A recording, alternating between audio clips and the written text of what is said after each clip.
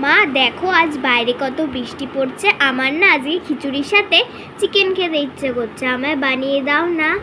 খিচুড়ির সাথে চিকেন? সেটা আবার কেউ খায় নাকি? আমি তো এই ফার্স্ট টাইম শুনলাম যে তোর আবার খিচুড়ির সাথে চিকেন খেতে ইচ্ছে করছে। প্লিজ বানিয়ে দাও না। ঠিক আছে চল, তোর পছন্দের খিচুড়ি না করি, চিকেন বানিয়ে দিচ্ছি। তো চল আজ চিলি চিকেন বানাই। সবার প্রথমে চিকেনটাকে আমি ভিনিগার আর এদিকে আদা রসুন বাটা আর দিয়েছিলাম 3 রকমের sauce, soya sauce, tomato ketchup আর চিলি সস, এটা দিয়ে ভালো করে ম্যারিনেট করে আধ ঘন্টা মতো রেখে দিয়েছিলাম। আর এদিকে কড়াইতে তেল গরম করে নিলাম, নিয়ে ওই চিকেনগুলো দিয়ে পকোড়ার মতো সব ভাজতে লাগলাম। কি দুটো পকোড়া খাবি না কি? হ্যাঁ হ্যাঁ দাও, আর কিন্তু সস দিয়ে দিও কিন্তু। ঠিক আছে চল নে, আগে দুটো পকোড়া তো খেয়ে নে, পরে নয় চিলি চিকেন খাস। তো এই দেখো আমি ক্যাপসিকাম আর পেঁয়াজগুলোকেও আমি তেলের মধ্যে ভাজতে লেগে গেলাম। আর এদিকে ভাজার সময় একটুখানি আদা আর রসুন বাটা দিয়ে সেটাকেও ভালো করে নেড়ে চেড়ে কষিয়ে নিলাম।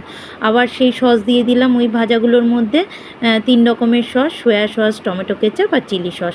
আর এদিকে ভেজে রাখা যে পকোড়াগুলো ওগুলো সব কড়াইয়ের ভেতরে দিয়ে দিলাম, দিয়ে ভালো করে নেড়ে চেড়ে গরম জল অ্যাড করে দিলাম। যখনই আমার এটা ফুটে উঠলো তখন কাপের ভেতরে কর্নফ্লাওয়ার গুলে রেখেছিলাম, তো সেটাকেও দিয়ে দিলাম কারণ গ্রেভিটাকে একটু ঘন করার জন্য। তো চলো এইভাবেই আমি চিলি চিকেনটাকে রেডি করে নিলাম। আর বৃষ্টি পড়ছে বাইরে প্রচণ্ড পরিমাণে, এদিকে গরম গরম খাবার একদম রেডি। মেয়েরও প্রচণ্ডই খিদে পেয়ে গেছে, চলো বেড়ে ওকে সার্ভ করি।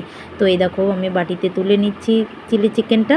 আর এখন যেহেতু প্রচণ্ড গরম রয়েছে ওই কারণে একটু পাতলা রয়েছে, এটাই ঠান্ডা হলে বেশ আরও ঘন হয়ে যাবে আর একটু কালারটাও অন্যরকম চলে আসবে। তো ভিডিওটা ভালো লাগলে তোমরা প্লিজ একটা লাইক কমেন্ট শেয়ার করো আর পাশে থেকো। আর এই দেখো মেয়েকেও বেড়ে দিয়ে দিয়েছি, ও বসে পড়েছে চিলি চিকেন আর ফ্রাইড রাইস নিয়ে। গরম গরম খাবার খেতে কিন্তু ভীষণই ভালো লাগে। কি ঠিক বললাম তো? তোমরা কারা কারা এরকম খাবার খেতে ভালোবাসো প্লিজ আমায় একটু জানিয়ে তো কমেন্ট করে। টাটা।